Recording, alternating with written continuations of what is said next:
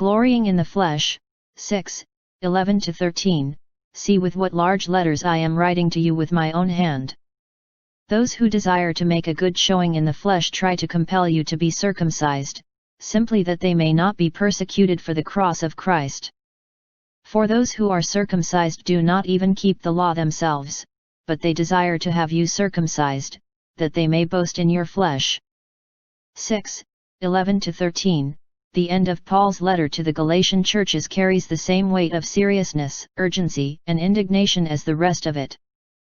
At both the beginning and end, 1, 3, 6, 18, he commends his readers to God's grace, and his deep concern for the spiritual welfare of those to whom he writes is evident throughout the epistle. But he takes no time for the personal amenities found in most of his other writings. It is almost as if the courier were standing at the door, waiting for Paul to finish writing so he could rush the letter on its way. Except for the closing benediction, v. 18, verses 11 to the end are largely a parting salvo against the Judaizers, whose heretical activities prompted the letter in the first place. They were teaching the spurious, man-made gospel, which was no gospel at all, 1, 6-7, of salvation by works and of living under the government of law, in complete contradiction to the divine gospel of salvation by grace and living by the Spirit that Paul had preached when he ministered in Galatia. Those two approaches to salvation are the only two that exist, the only two forms of religion that man has ever known. There is grace/faith/spirit religion, known as Christianity, and there is law/works/flesh religion, which identifies all the rest.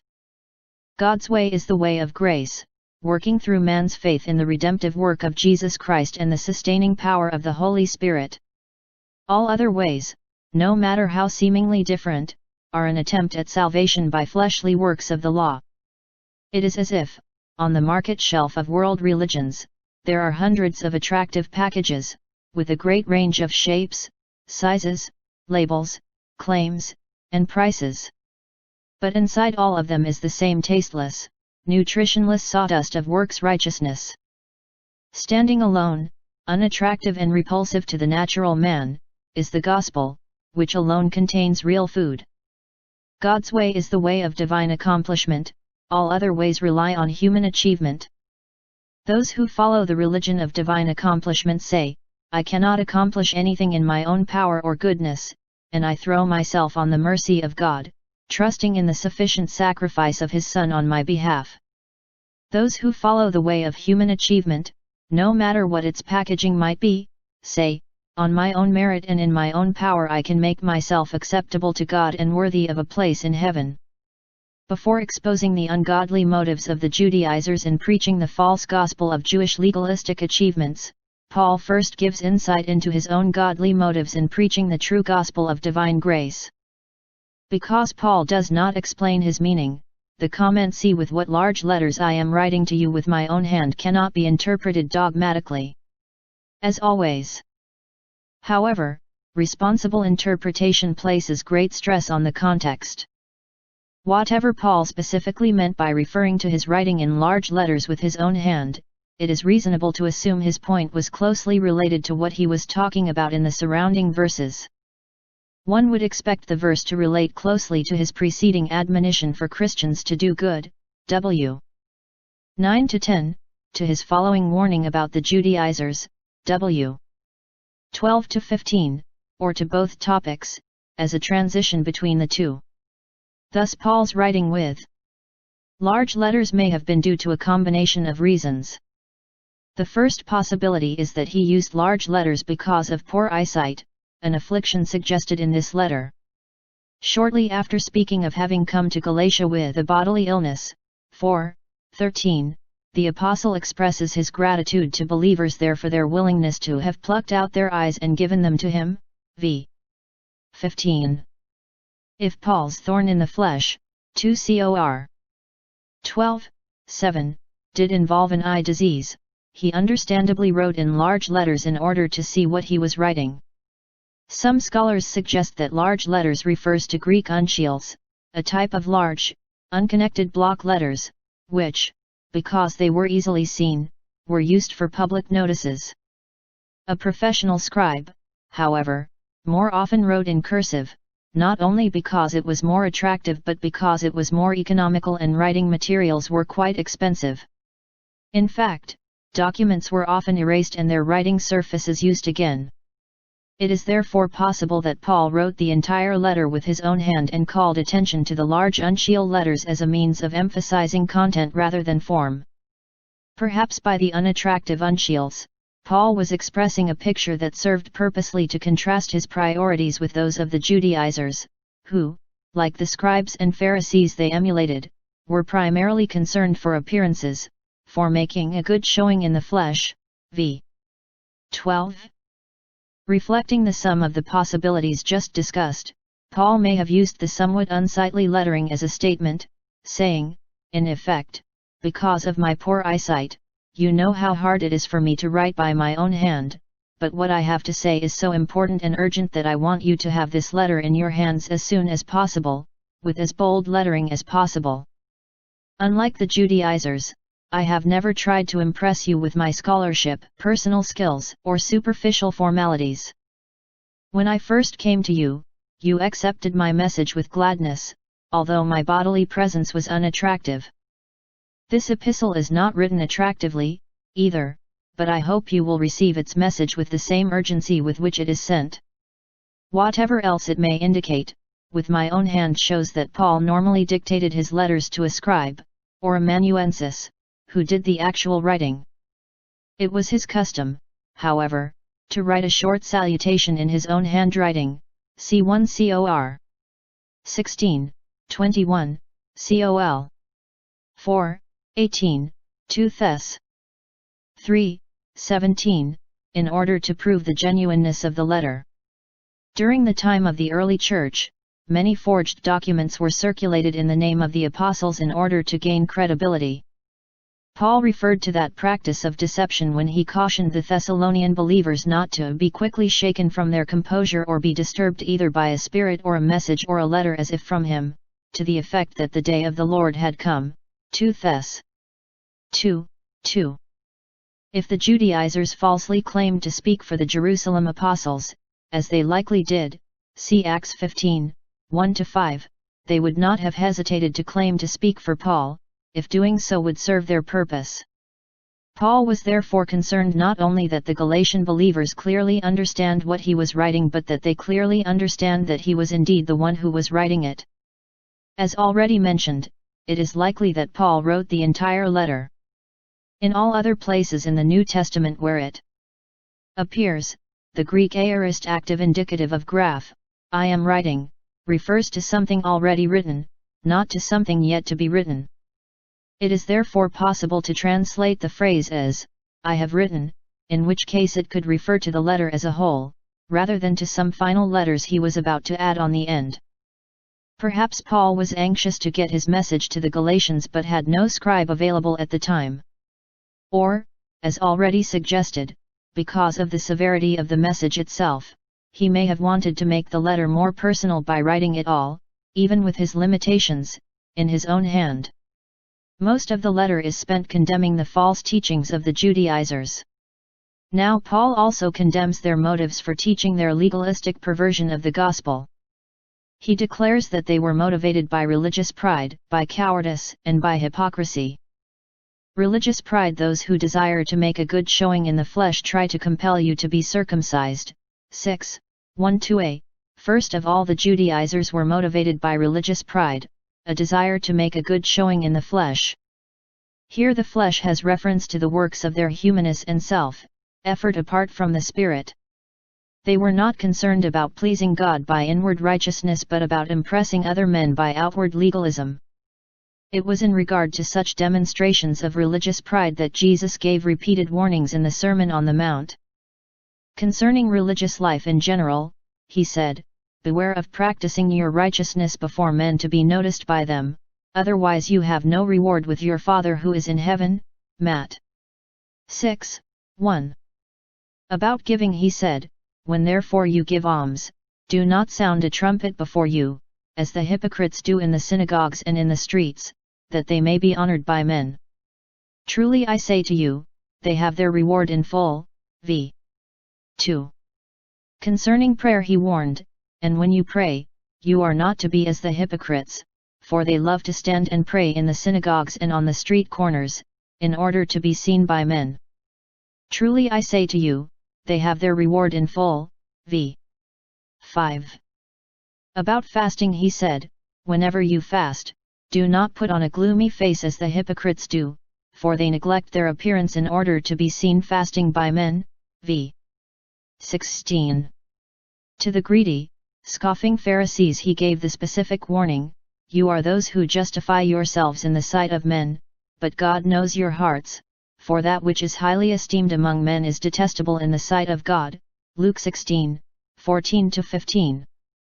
On another occasion Jesus told a parable designed especially for certain ones who trusted in themselves that they were righteous, and viewed others with contempt. He told of a Pharisee who stood up proudly in the temple and thanked God for his own goodness, and of a tax gatherer who stood some distance away and was too ashamed of his sin even to look toward heaven, as in the customary praying posture. Instead, he beat his breast and pleaded with God for mercy. The despised tax gatherer went down to his house justified, Jesus declared, whereas the highly respected Pharisees did not. Luke 18, 9-14. It was against proud and arrogant religious leaders that Paul warned, see to it that no one takes you captive through philosophy and empty deception, according to the tradition of men, according to the elementary principles of the world, rather than according to Christ. Col. 2, 8, cf. v. 20. The tradition of men and elementary principles of the world referred not only to the outmoded ceremonial laws and rituals of the Old Covenant but to any external religious activity that is not according to Christ, that is, that originates in and exalts the flesh, rather than originates in the Spirit and exalts God. These are matters which have, to be sure, the appearance of wisdom in self, made religion and self, abasement and severe treatment of the body. Paul goes on to say, but they are of no value against fleshly indulgence. V. 23. Liturgies, rituals, and other prescribed religious acts and observances not only have no value in opposing the flesh but are most often produced by the flesh in order to please the flesh. They give the flesh great satisfaction in making displays of religious devotion that require no heart righteousness or reliance on the Holy Spirit. Because they are strictly superficial, the most fleshly and ungodly person can learn to practice them with skill and feigned sincerity. No matter how much it may claim to be Christian, no religion that relies on the flesh and promotes religious conceit has any part in Christ. Christ accomplished the perfect and completed work of salvation, and only that work can be of any spiritual benefit to a person. No act, no ritual, no ceremony, no deprivation of the body, no self-inflicted sacrifice can add the smallest value to what Christ has done. Instead, every such flesh-motivated and flesh-oriented activity is an offense to God and brings His condemnation rather than His approval. To reinforce their own legalistic religiosity, the Judaizers also tried to compel others in the churches to be circumcised as a necessary element in obtaining salvation.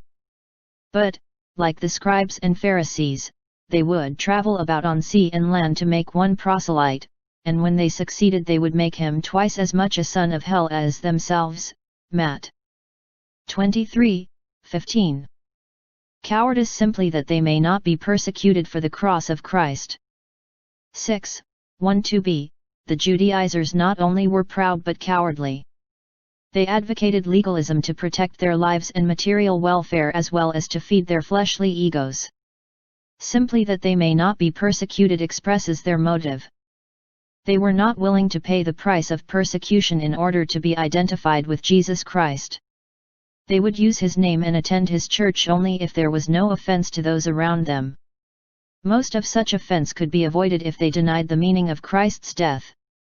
From the 1st century, the cross has been the recognized insignia of Christianity.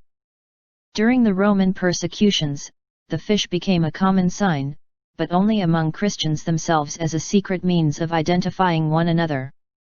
The only sign that has continuously and universally represented the Christian faith is the cross. Even secular Roman historians, including Tacitus in the 1st century and Suetonius in the 2nd century, commonly referred to Christians as the followers of a criminal crucified under Pontius Pilate. Crucifixion did not originate with the Romans, but it was refined by them and was perhaps the most cruel and agonizing means of execution ever devised. It was designed not merely to kill, which could be done more easily in many other ways, but to degrade and humiliate. It was generally reserved for special enemies of the state who were publicly executed as a deterrent to sedition, rebellion, and other serious offenses. Because of its unusual and prolonged pain and cruelty, no Roman citizen could be executed by that means. Yet that symbol of a horrible means of death became for Christians the most cherished symbol of life, because Christ had suffered and died on a cross as the full and final sacrifice to save them from sin and death. God transformed the most fearful expression of man's hatred into the most beautiful expression of his divine love.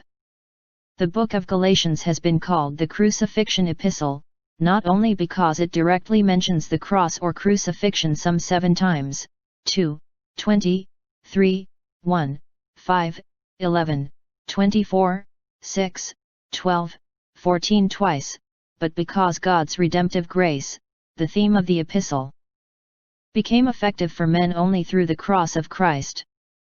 The sign of the cross points to grace. For that reason, the cross of Christ has always been an offense to the religions of works, to Jews a stumbling block, and to Gentiles foolishness. 1 Cor. 1, 23. Even before Jesus was crucified, the idea of his sacrificial death was repugnant to many Jews who had shown superficial interest in his teaching. In the synagogue at Capernaum, he declared, "My flesh is true food, and my blood is true drink. He who eats my flesh and drinks my blood abides in me, and I in him.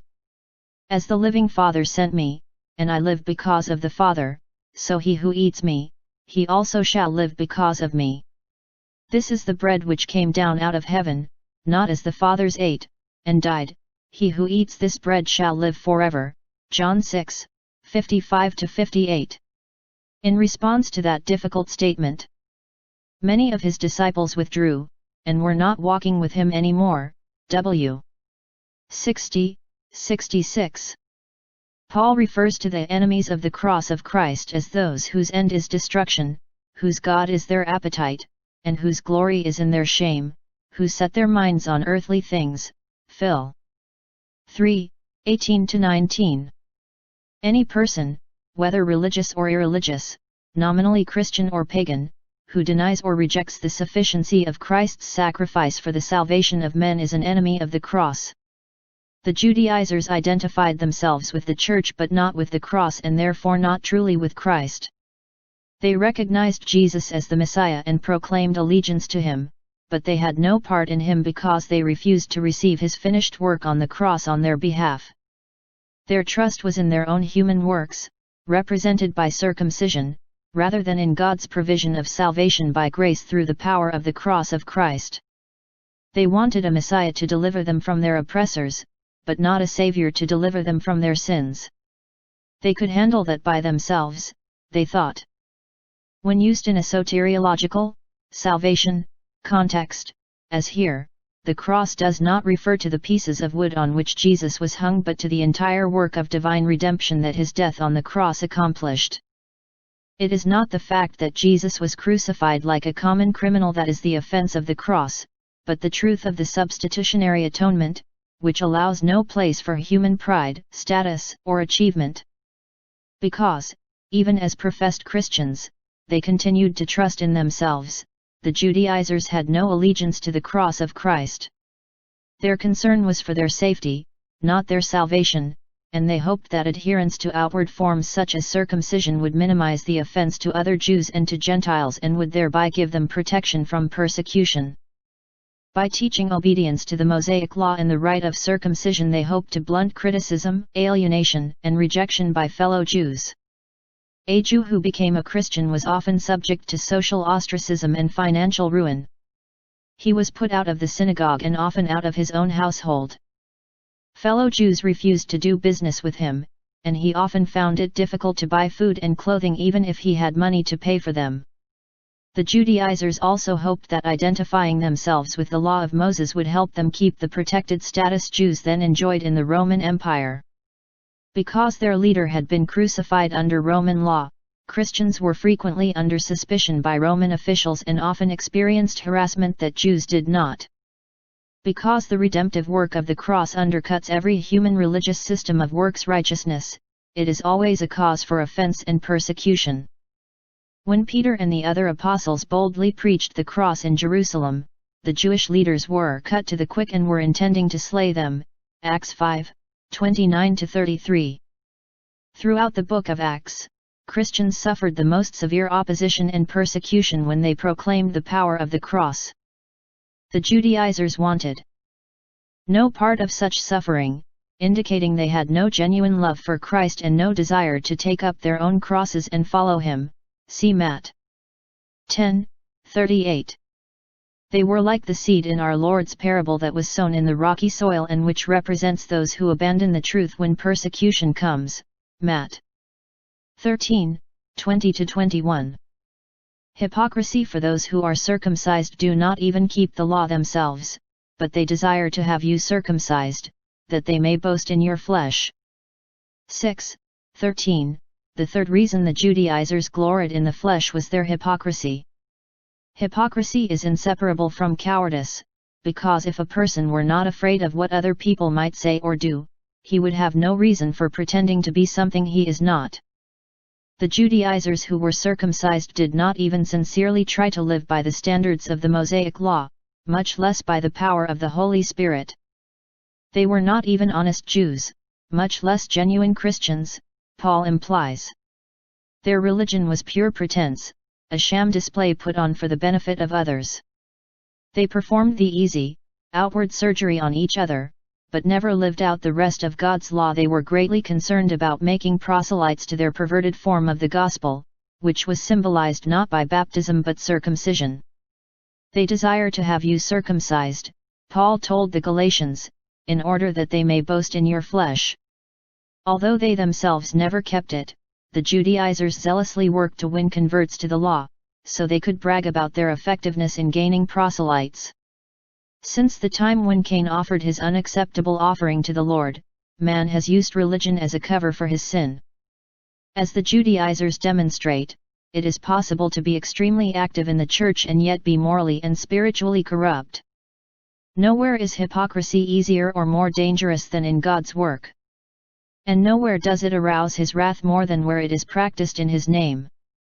Of the scribes and Pharisees who had seated themselves in the chair of Moses, Jesus said, "Therefore all that they tell you, do and observe, but do not do according to their deeds, for they say things, and do not do them. And they tie up heavy loads, and lay them on men's shoulders, but they themselves are unwilling to move them with so much as a finger." Matt 23:2-4. The greatest burden the scribes and Pharisees put on men's shoulders was the unbearable burden of salvation by works. Because of their hypocrisy, it was no great burden to those religious leaders, but to the conscientious Jew it was unimaginably frustrating and hopeless. He found himself under the relentless demands of law upon law, tradition upon tradition, ceremony upon ceremony, so many of them that he could not even know about them all, much less keep them all. They do all their deeds to be noticed by men, Jesus continued, for they broaden their phylacteries, and lengthen the tassels of their garments. And they love the place of honor at banquets, and the chief seats in the synagogues, and respectful greetings in the marketplaces, and being called by men, Rabbi, W. 5-7. They did everything possible to call attention to themselves, glorying in the recognition and praise they received because of their positions, titles, and converts. They honored and pleased themselves, but they dishonored and displeased God, who hates pride and loves humility. Therefore do not be called Rabbi, Jesus told his disciples, for one is your teacher, and you are all brothers. And do not call anyone on earth your father, for one is your Father, he who is in heaven. And do not be called leaders, for one is your leader, that is, Christ. W. 8-10. The greatest among the followers of Jesus Christ are those who, as servants, v. 11, help others carry their burdens. Throughout the rest of that chapter in Matthew, Jesus continues to excoriate the scribes and Pharisees for their hypocrisy. He condemns them for exalting themselves, for shutting men out of the kingdom by their legalism, for making pretentious but insincere prayers, for making loopholes to escape the keeping of vows, for being meticulous about tithing herbs but neglecting justice and mercy and faithfulness, for being careful to appear clean on the outside of their lives but of having no concern for inward holiness, and for building tombs to the prophets they had murdered. W. 13-31. All of those religious ideas and activities were designed to build pride and cover sin, to boast in the flesh. As the end times draw nearer, religious hypocrisy, like every other sin, will increase. Realize this, Paul warned Timothy, that in the last days difficult times will come. For men will be lovers of self, lovers of money, boastful, arrogant, revilers, disobedient to parents, ungrateful, unholy, unloving, irreconcilable, malicious gossips, without self-control, brutal, haters of good, treacherous, reckless, conceited, lovers of pleasure rather than lovers of God, holding to a form of godliness, although they have denied its power. 2 Tim. 3, 1-5. Every person is faced with the choice between the damning religions of human achievement and the saving truth of divine accomplishment in Jesus Christ.